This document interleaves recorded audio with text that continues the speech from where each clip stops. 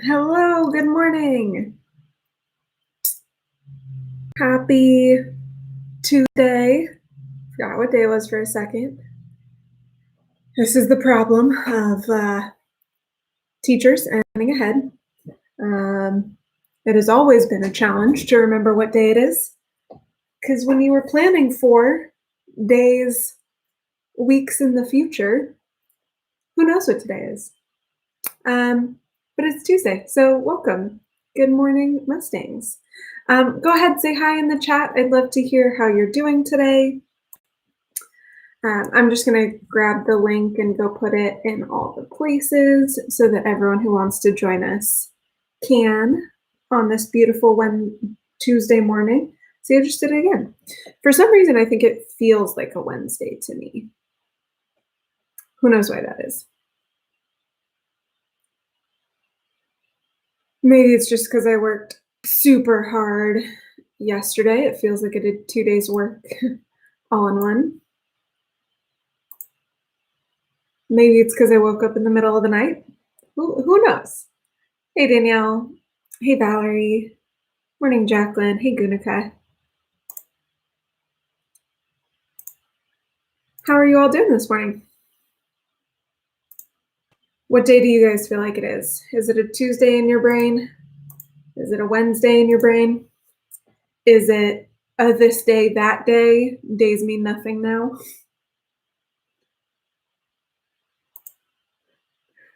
Morning, Cindy.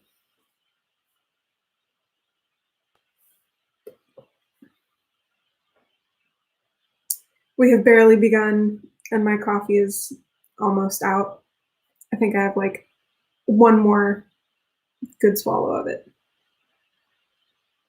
I don't know if that's a good sign for my day or a bad sign for my day. But usually I don't finish my coffee until like well after we have finished here. So either that means I'm off to a super productive start because I'm starting well caffeinated, or it's going to take a little bit more caffeine this morning. Hey, Deb. Buenos dias. Bonjour, as Jacqueline would say. How are y'all doing this morning? Hey, Alicia. Everyone's quiet.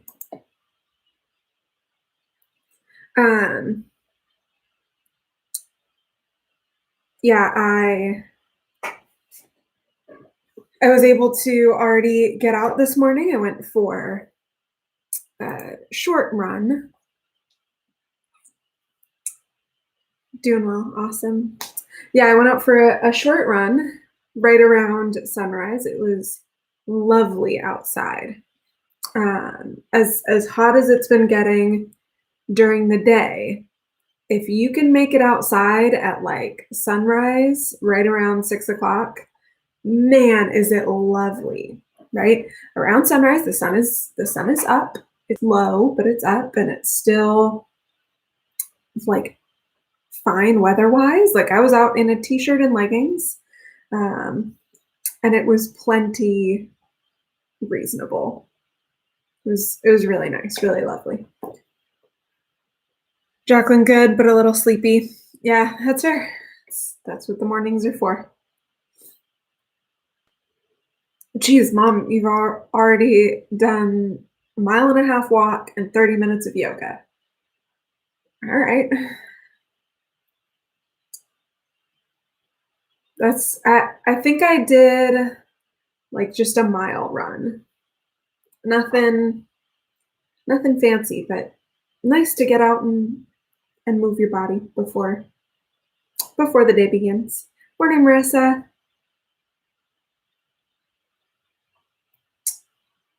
How have you been getting outside and moving? Are you doing like the YouTube workouts at home? Have you been going out, hanging out? Oh, Valerie, for choir and band, you have to do solos. Today's choir. Oh, goodness. Solos for what? Just like for your performance in the class? Are you guys just doing all that over like Zoom or Google Meet?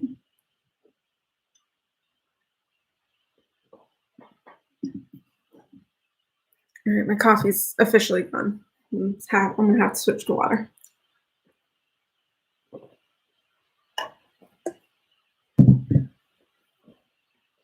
Man, solos and choir were never my favorite. I'm not a soloist. I work really well in a group. Um, you have to do an end of the year performance, and because you can't have a concert, you're doing solos. Whew, that'd be scary. Good morning, Miss Garcia. Is it just people in your class, Valerie, like other people in the choir who are going to be there, or is there a bigger audience? That's always my scariest part is I always sound fine when I'm doing it alone because I'm not nervous or scared.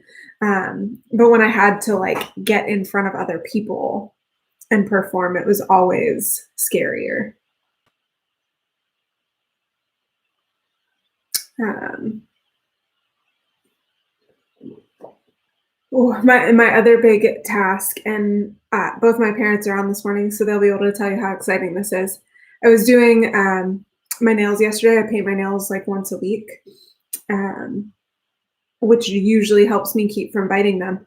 I had to cut my nails yesterday, like with a clipper, um, because they had gotten so long and I had not bit them for long enough that they got long. Um, that's a big deal. I have been a nail biter for forever. Um, my parents can attest to that. They confirm. Oh, Valerie, you can invite any friends and family. Today's practice, and next week is the actual live recital. Well, if you can invite me, I would love to come. If I can actually like fit it in to like my other stuff.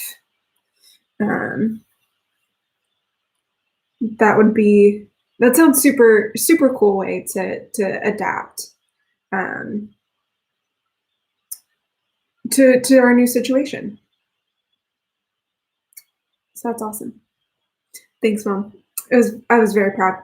To be fair, I didn't get to cut all 10 because there was some biting, but cut like 7 nails. That's a big deal. That was a big deal for me. My nail biting journey. So yeah. All right. I think I'll jump into our poem and our book for today.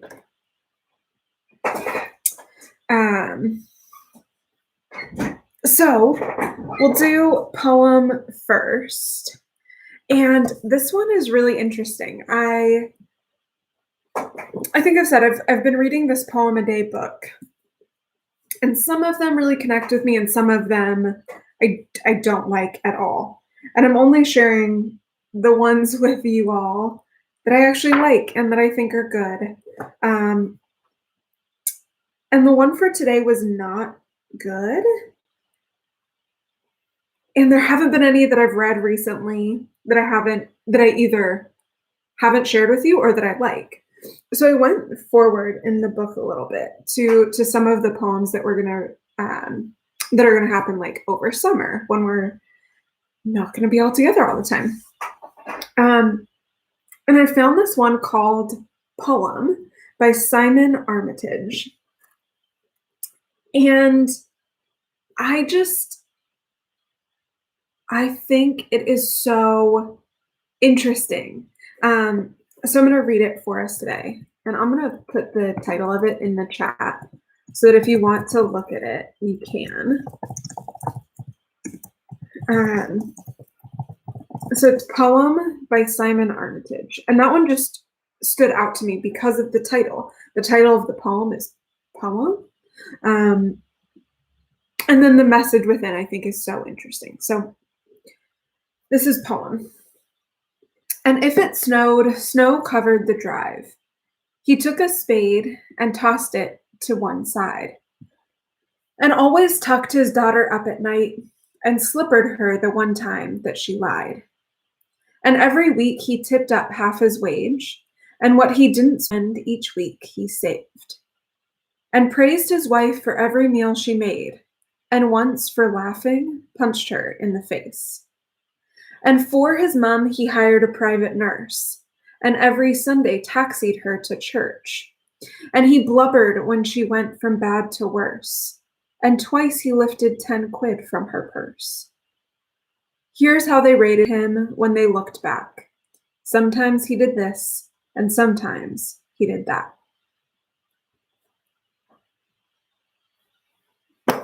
And I find that poem so interesting because it paints this object, this person, in both the good and the bad, right? Listing all of these things that he did, that some of which we would consider really positive, some that we would consider negative, some maybe even neutral. And they're all looked at by the poem and by the speaker as the same. Both with this very straightforward perspective and that ending of when they looked back and thought of him, they just thought he did some of this and some of that. And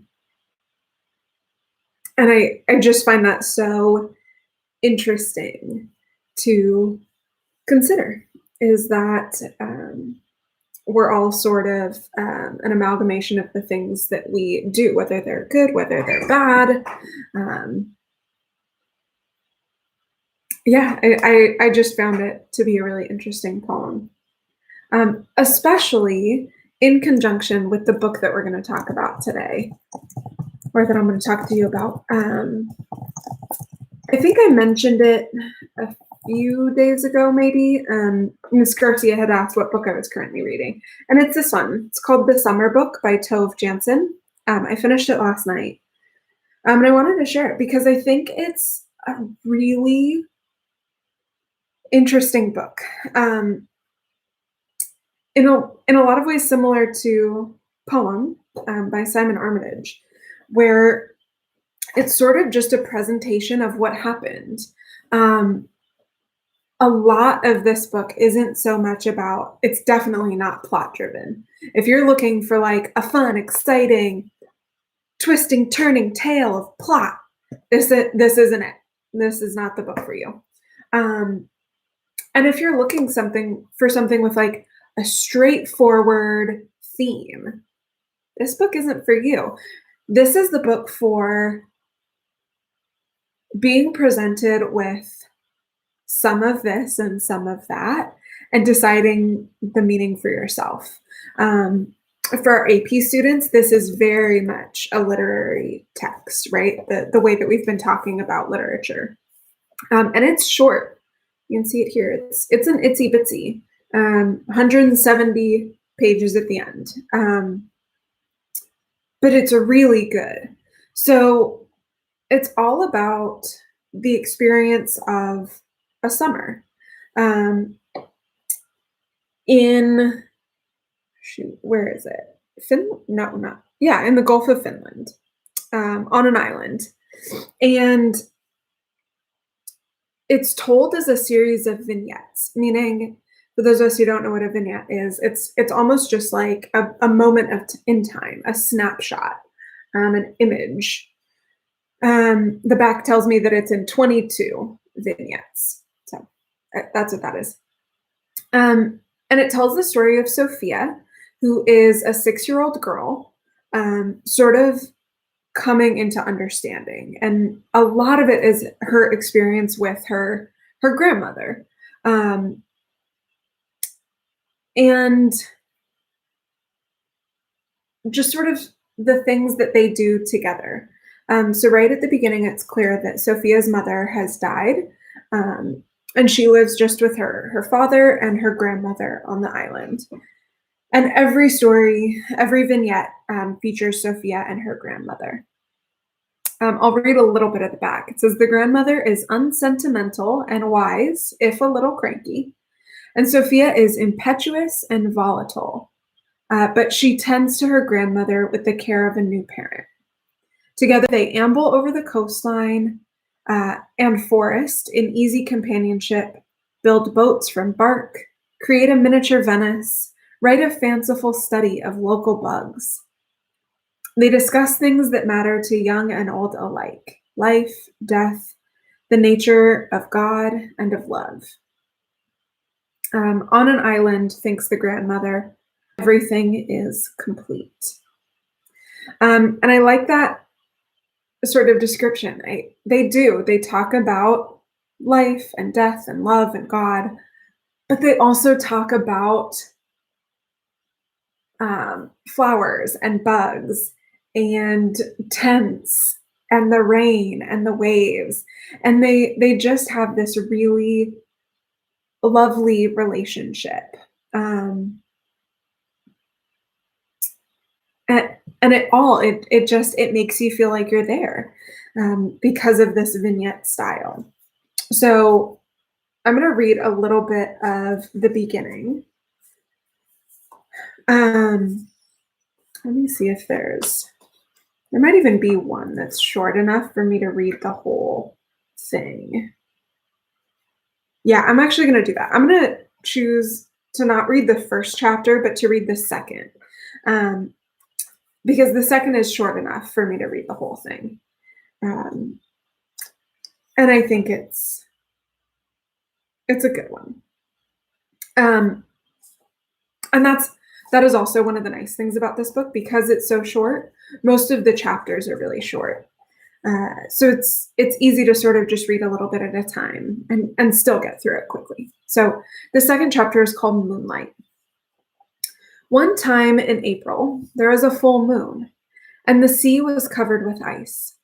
Sophia woke up and remembered that they had come back to the island, and that she had a bed to herself because her mother was dead.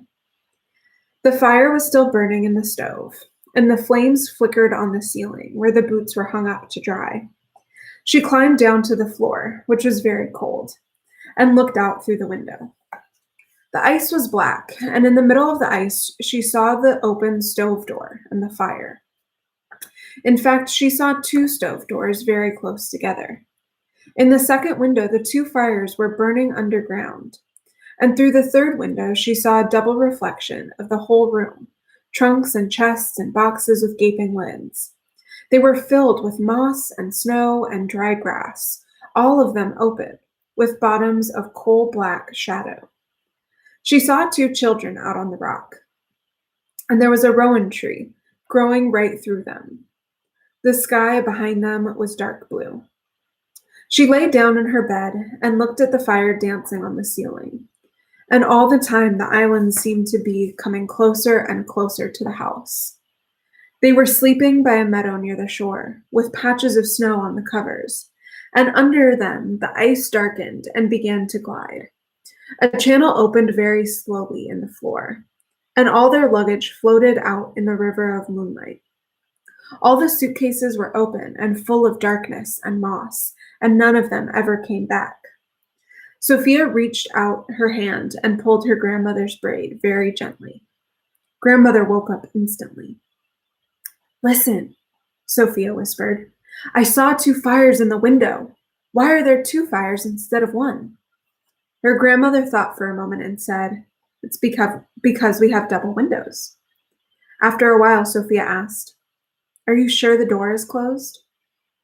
"It's open," her grandmother said. "It's always open. You can sleep quite easy." Sophia rolled up in the quilt. She let the whole island float out on the ice and onto the horizon. Just before she fell asleep, her father got up and put more wood in the stove. So this is one of those things where, like I said, that this is a book where it feels like nothing is happening. And yet to me, that feels more and more like real life. Not even just because we're in quarantine, but I think if we think about it, a lot of our lives are just these moments stitched together. And that's what this book is. So especially for our AP students, this is a great book. The passage that we talked about in class the other day about the new house and the island, that came from this book. So it's a really for AP students especially who we're all prepping for this exam that's happening in the next few weeks. This is a great book to practice with because it gives you sort of these series of short passages that you can practice AP skills. This is very much AP Literary Merit, the quality of text that you're going to see on the test. And again, because it's so short, you really could make it through the whole thing in the next few weeks before the test. So if you're looking for a book that will sort of challenge your skills of reading literature, it's a great book for that. So there we go. That's what I have for today. What else are you all thinking about? Do we have questions? Do we have thoughts? Are we excited to kick this Tuesday's butt? I don't know if that's a thing people say. I guess it's something I said.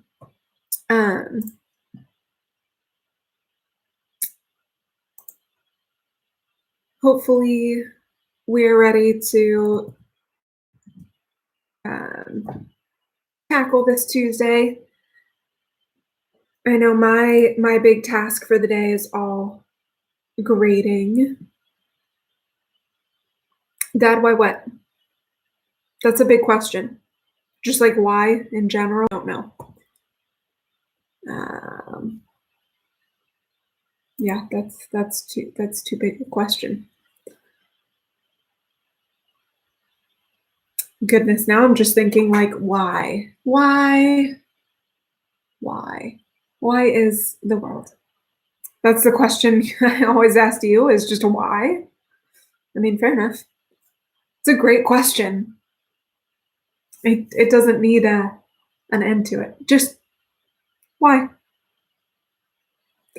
I have a lot of grading to get done, especially sophomores. I know we're working on our final paper. I'm working on finishing up all of the annotated bibliographies so you have as much feedback as you can have before those are due.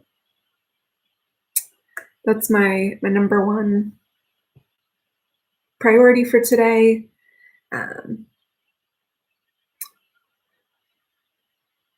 Yeah, that's all I got. All right. If you all are good, other than just the general why, I think we'll wrap it up for today. Hopefully you all have an awesome Tuesday, and I will see you either later in class today or again here tomorrow.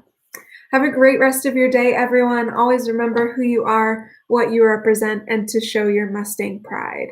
See you later.